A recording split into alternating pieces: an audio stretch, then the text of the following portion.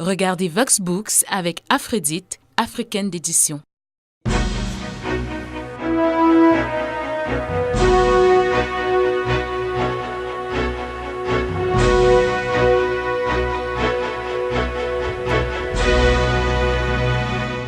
Madame, Monsieur, bonsoir et merci d'être avec nous dans cette autre édition de Vox Books. L'Afrique s'efforce d'avancer dans la quête de la perfection et dans un monde particulièrement globalisant où les sensibilités propres côtoient les vibrations du monde. La religion Amour a forgé son bastion de paix et n'échappe pas à cette démarche d'ouverture, cette intrusion qui se manifeste par la clameur haute de sa foi, de son appartenance à une communauté de foi. Toutefois, l'auteur de cet ouvrage présente l'amour au-delà des simples limites du monde sensible, sous un jour nouveau dominé par un soleil d'espoir. En prêchant l'amour, il souhaite la paix, une paix éternelle, loin de celle que promettent les hommes politiques. Voici le portrait de notre invité. Bienvenue à toutes et à tous dans Vox Books.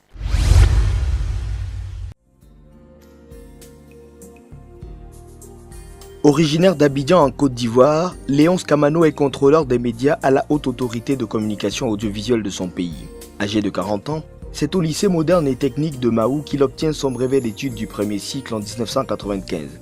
4 ans plus tard, il est admis au baccalauréat série D, un parcours qui s'achèvera en 2001 par l'obtention d'un brevet des techniciens supérieurs en télécommunications.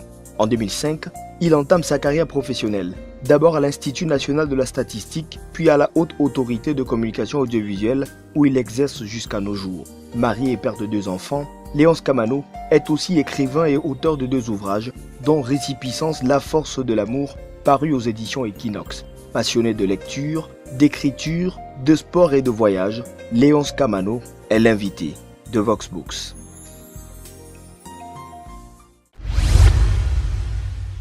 Léonce Kamano, bonsoir et merci d'avoir accepté de vous déplacer de la Côte d'Ivoire pour assister au plateau de Vox Books. Bonsoir, cher frère Steve. Je suis particulièrement ravi d'être ici. Et je découvre avec, dans toute sa splendeur, Yaoundé. Et ça me fait plaisir d'être là. Vous êtes ici dans le cadre de Africa Poésie, qui en est à sa 2e édition. Oui, Africa Poésie, menée par notre frère et ami Daouda Mbobo, le président de la Société des poètes et artistes du Cameroun. Il est à saluer parce qu'il était à Abidjan pour la première édition et cette année, il nous convie ici à Yaoundé. La ville aux 7 collines, il faut le rappeler. Ah oui, c'est ça, je l'ai remarqué. Alors, on vous a connu scientifique à la base parce que vous avez fait des études en télécommunication, mais aujourd'hui, on vous connaît un peu plus comme poète et notamment écrivain. Comment en êtes-vous arrivé à ce niveau-là? Je veux dire, la poésie, c'est quelque chose qu'on ne peut pas expliquer. Georges Pompidou disait bien malin celui qui pourrait définir la poésie. Donc la poésie, c'est quelque chose qui se ressent. C'est quelque chose qu'on exprime au travers de nos sensations et de nos sentiments.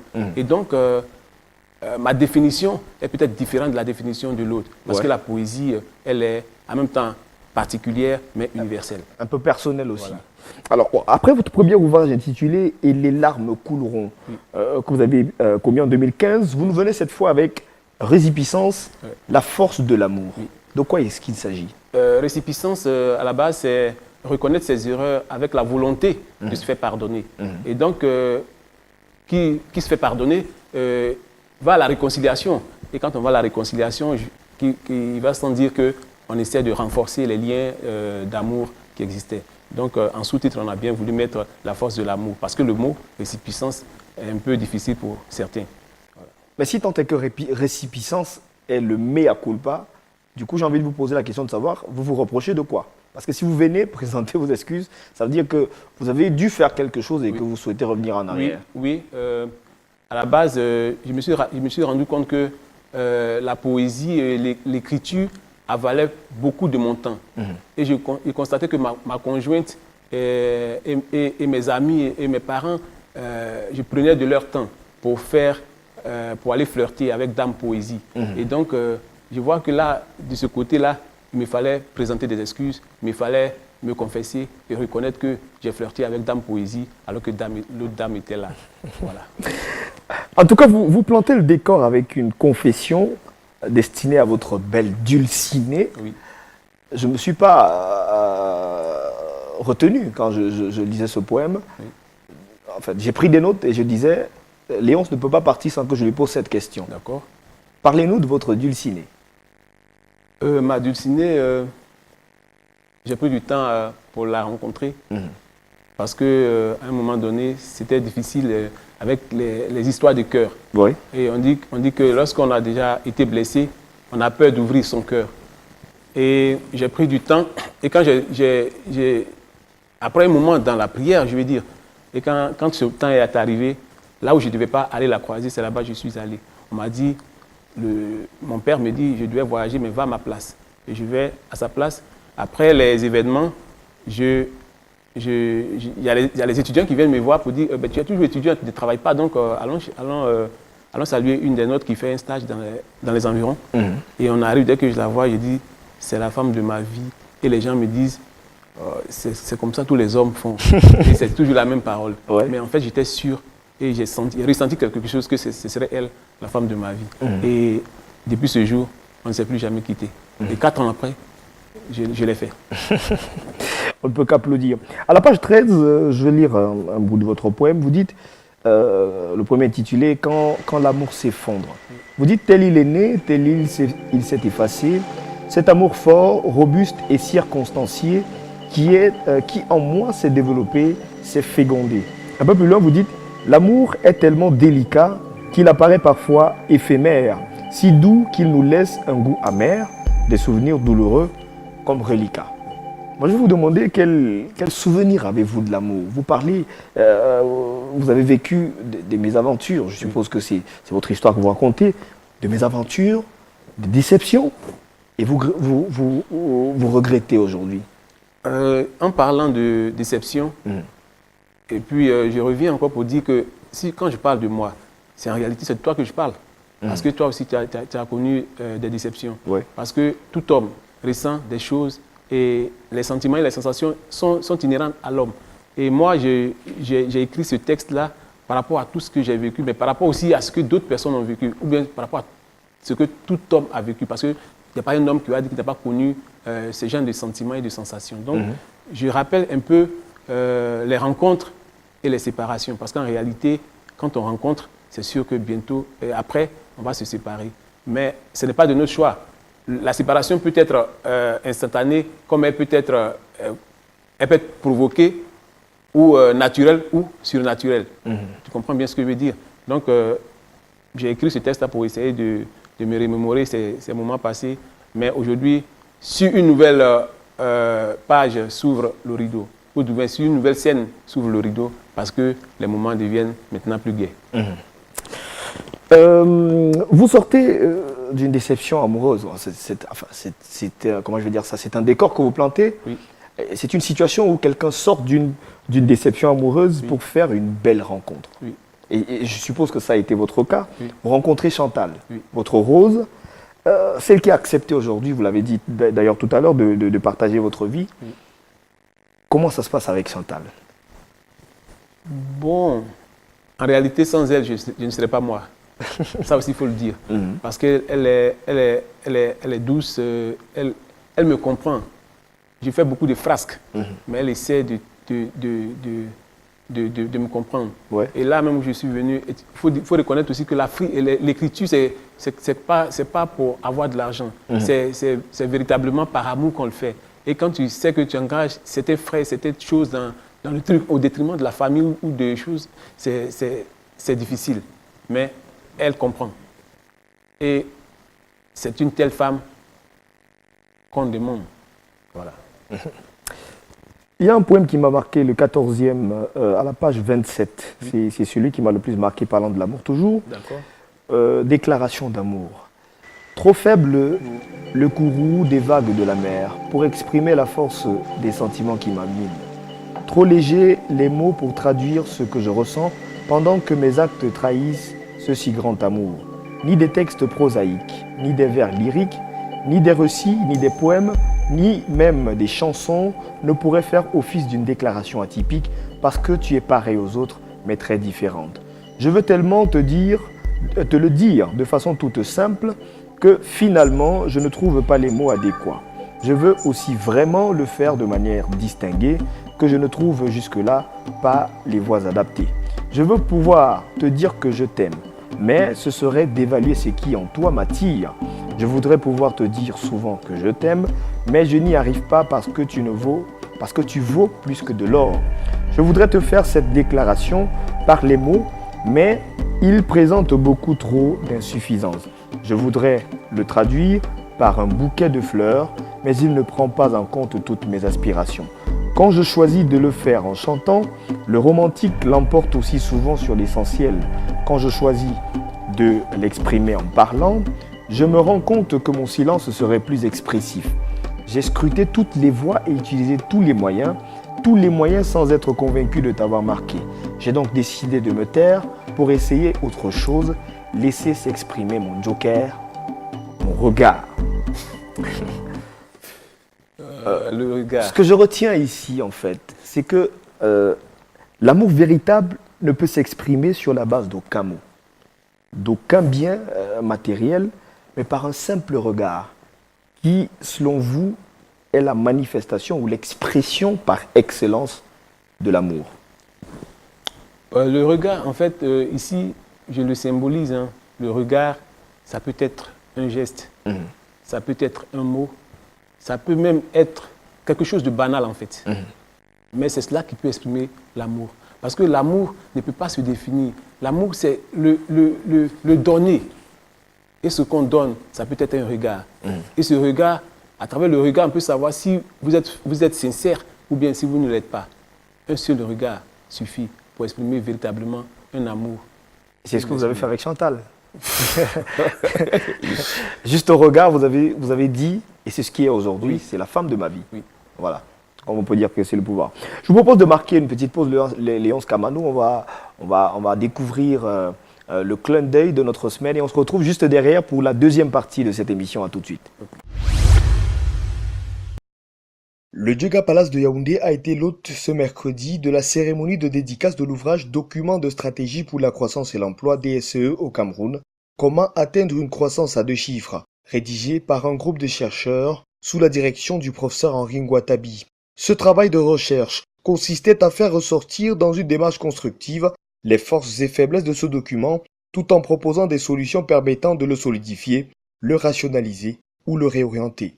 Nous utilisons une approche qu'on appelle en économie la grande poussée, c'est-à-dire le développement équilibré, ou alors le big push.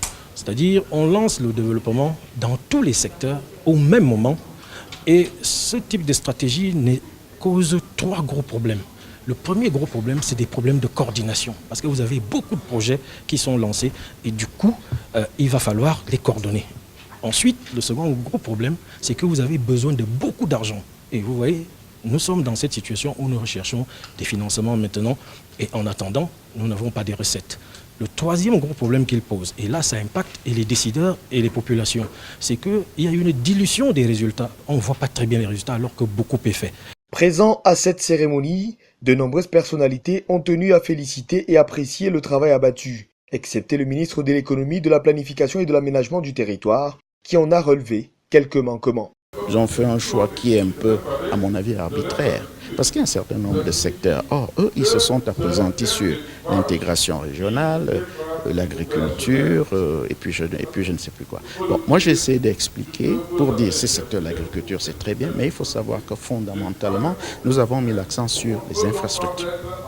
Ils n'en ont pas encore parlé. La deuxième critique que j'ai faite, et là, je reviens sur le fond, c'est qu'il ne s'agit pas de dire que ces secteurs-là ne sont pas bons, mais ils ont surtout critiqué les indicateurs, c'est-à-dire comment on mesure. Des limites qui pourtant n'ont pas été satisfaisantes pour dissuader l'éditeur Afridite qui désormais s'engage dans la production et la diffusion des fruits de la recherche universitaire. Le présent ouvrage est le 5e né d'une collection baptisée Intelligentsia. La mission de l'entreprise, c'est de promouvoir la pensée, la diffusion de la pensée africaine. Et nous avons fait un constat au niveau d'Afridite c'est qu'en fait, la pensée universitaire, les résultats des travaux de la recherche universitaire n'étaient pas suffisamment vulgarisés. Et donc, à la limite, personne ne se rendait compte de l'importance qu'elle pourrait avoir pour le développement de notre pays. Donc, c'est dans ce cadre-là que nous avons décidé de renforcer notre accompagnement dans la promotion de la recherche universitaire locale.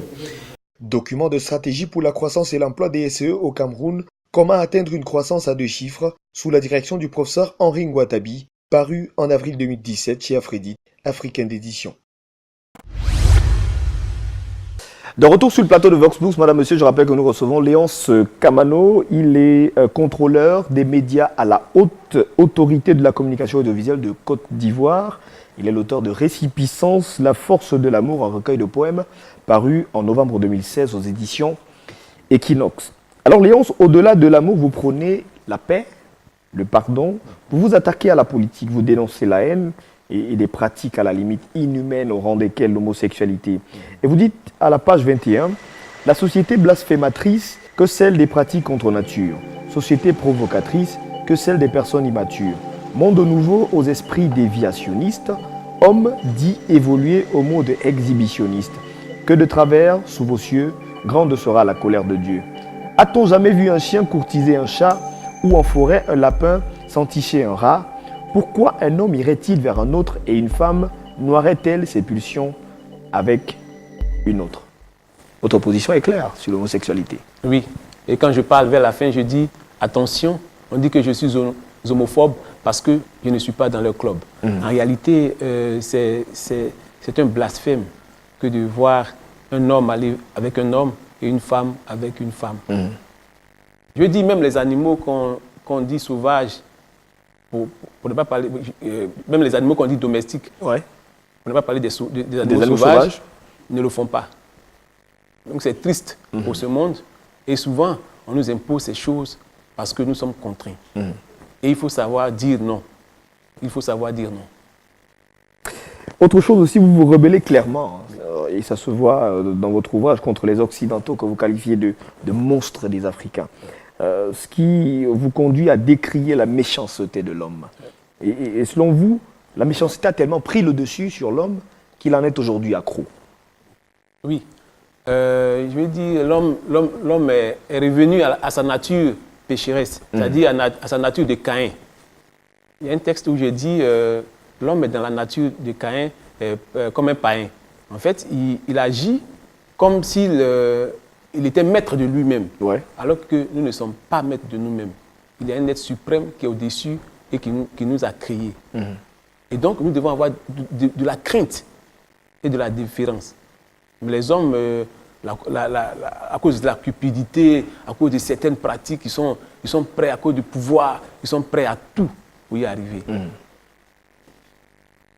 Mais on a l'impression un tout petit peu que tout le monde autour de vous mérite le châtiment, à vous entendre parler. Bon, mis à part vous, mis à part votre femme, vos enfants, vous avez clairement écrit un poème intitulé « Tous des hypocrites ». Et moi, je me suis arrêté là une seconde. C'était à la page 42. Et la preuve, à la page 42, vous dites avoir l'assurance de votre salut. C'est pas un peu prétendu? Non. C'est une conviction. La conviction, c'est qu'on dit, si tu crois en Jésus, tu es sauvé. J'ai cru, donc je suis sauvé. Ce raisonnement par syllogisme, juste pour dire que si on dit A est plus petit que B, B est plus petit que C, la conclusion c'est que A est plus petit que C. On n'a pas besoin de quoi que ce soit. On dit Jésus est mort à la croix pour nous sauver. Si tu crois, tu es sauvé. Moi je crois, donc je suis sauvé.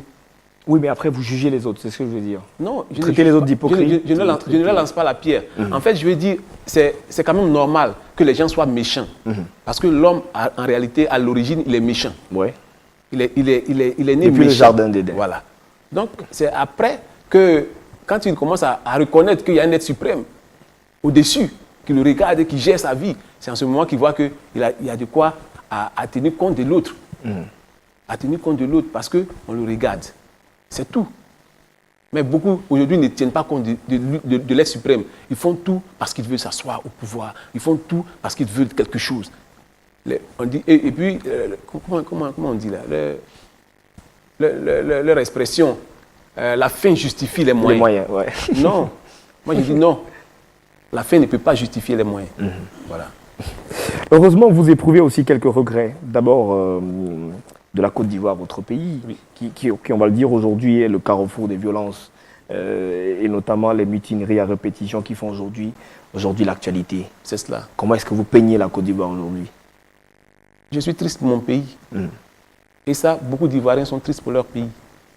Parce que la Côte d'Ivoire, au temps d'Oufoué, c'était un havre de paix. Et jusqu'à ce que Oufoué aimait à dire que la Côte d'Ivoire, la paix, ce n'est pas un vain mot, c'est un comportement. Parce que ça se ressentait dans le comportement. Aujourd'hui, comme je l'ai dit, les gens sont trop portés vers le matériel.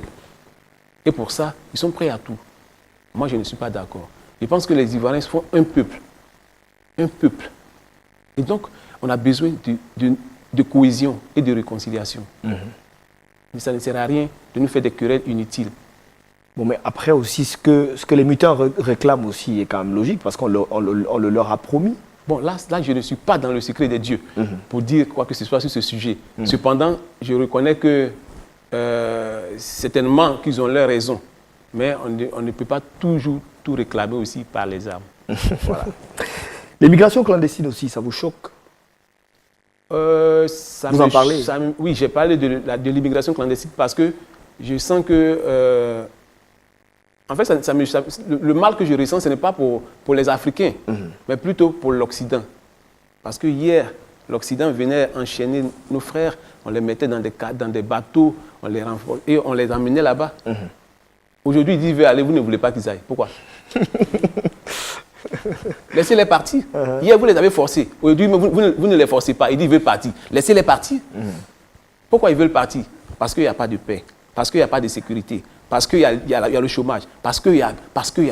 Et qui a créé tout ce désordre? Oui, mais en Afrique, là, on sait comment les gens arrivent au pouvoir. On sait comment les gens accèdent au pouvoir. Tant que, souvent même, on dit ils sont à l'Élysée, puis on choisit déjà les personnes qu'il faut placer. C'est difficile, ce n'est pas bon pour l'Afrique. Ce n'est pas bon. Voilà. Et un dernier poème peut-être avant de sortir. Vous rendez un vibrant hommage à votre papa, qui est décédé un lundi. Avant que vous ne consigniez ce poème dans cet ouvrage, j'ai eu la chance de le lire parce que le jour du décès de votre papa, vous écrivez ce poème et vous le mettez sur les réseaux sociaux. Et c'est là où je vous ai découvert. Ouais. J'étais à la maison, mon père, il est très loin d'Abidjan. Et j'étais à la maison ce jour-là. Et à 19h, on m'appelle pour dire que ton papa est tombé, il y a tel problème, on n'arrive pas. Moi, je n'arrive pas à comprendre qu'on ne m'ait pas fait signe qu'il était malade. Le livre était déjà prêt, mais j'ai retardé parce que je devais mettre ce texte, je devais ajouter ce texte pour un hommage. Et on m'a dit d'arriver le lendemain au village. Donc j'avais compris qu'il y avait quelque chose qui n'allait pas. Mais bon, quand on rentre dans les détails, c'est un peu compliqué, un peu mystique et autres. Donc moi, je suis allé, je ne voulais même pas y aller, mais le Seigneur m'a convaincu d'aller. Et je n'ai pas dormi au village, je suis revenu. Et d'après eux, ils ont attrapé les personnes qui étaient concernées. Et je ne sais plus où ils en sont. L'essentiel, mon père est mort, il n'est pas parti avec toute la terre. Ouais. Voilà, c'est l'essentiel.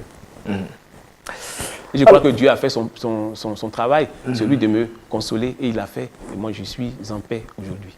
Forcément, ceux qui vous liront, je vais m'arrêter un peu sur la forme. Oui. J'ai un ami qui me voit avec votre ouvrage, quand vous l'avez déposé dernièrement. La première question qu'il me pose, c'est qui cette dame sur la première couverture? Oui, en réalité, même les femmes, elles reconnaissent que cette dame, elle est vraiment belle. Mais en fait, c'est une amie. C'est une amie, me référant au premier texte. Je sais que les Français, puisque c'est paru en France, le premier, ils sont un peu subjectifs. Et donc, j'ai tenu compte de cette subjectivité pour choisir une image qui colle un peu avec leur réalité. Parce qu'en réalité, quand tu vas voir une femme bien noire, bien d'ébène, on dirait c'est de la littérature africaine. Et moi, je n'ai pas voulu qu'on catalogue déjà à la vue mon livre. C'est pour cela que j'ai fait ça. Et comme le livre est sorti en France, on n'a pas pu l'avoir, il me fallait sortir, je dirais, le tome 2, ici à Abidjan. Et c'est ainsi que Equinox a bien voulu le faire. Et ce sera quoi la suite après Récipiscence? Forcément, on aura besoin de vous lire. Non. Après Récipiscence, il y a des nouvelles que je suis en train de travailler. Voilà, il y a des nouvelles que je suis en train de travailler. Je pense que bientôt, ces nouvelles-là seront disponibles sur le marché. Merci en tout cas, Léon Kamano, d'être passé sur le plateau de Vox Books. Je rappelle à nos téléspectateurs que vous êtes contrôleur des médias à la Haute Autorité de Communication Audiovisuelle de Côte d'Ivoire et vous êtes l'auteur de Récipiscence, La force de l'amour, un recueil de poèmes que vous avez publié en novembre 2016 aux éditions Equinox. Merci. Je pense qu'on peut conclure. Ouais. Je tiens à remercier Vox Africa qui m'a reçu et remercier le président de la Société des poètes et d'artistes du Cameroun, en la personne de Daouda Mbobo, qui est même d'ailleurs le préfacier de cette œuvre. Ouais. Et merci pour tout ce qu'il a fait pour nous jusqu'à Yaoundé ici. Et vraiment, c'est une très belle ville. Certainement que je reviendrai. Mon retour à Abidjan de toute façon. Merci à vous également à la maison de nous avoir suivis. Je vous rappelle que nos adresses restent disponibles. Vous pouvez nous joindre, comme vous avez l'habitude d'ailleurs de le faire. On se quitte comme traditionnellement avec un livre nouvellement paru et un autre disponible en librairie, espérant nous retrouver la semaine prochaine. Je vous dis au revoir, voilà, et bonne soirée. Cet ouvrage fait ressortir le problème de l'inadéquation entre l'objectif de l'humanitaire et les stratégies mises en œuvre pour l'atteindre. Lutte d'influence, pression, procédures, contradictions et incohérences apparaissent comme autant d'obstacles à l'action humanitaire en général et sur le continent africain en particulier. Dans un souci d'efficacité, l'auteur suggère un recadrage d'ordre structurel, une reprise en main du destin de l'humanitaire en Afrique pour que le continent ne soit pas un simple bénéficiaire, mais aussi un acteur de fait et de droit. L'Afrique dans la marche de l'action humanitaire, d'Hubert et Dongo Meunier, nouvellement paru chez Présence africaine. 10 femmes gabonaises nous parlent de la femme. 10 plumes, 10 voix, à la fois différentes et univoques pour évoquer les thèmes qui touchent les femmes du monde entier. L'amour dont rêvent toutes les jeunes filles et qui peut se transformer en cauchemar, la maternité, le désir de liberté et le besoin de reconnaissance, la vieillesse, la solitude, le deuil. Les rires de Logoué, sous la direction de Etna Meuré Apinda, disponible aux éditions Jet d'encre. Donnez vie à votre manuscrit chez Afredi.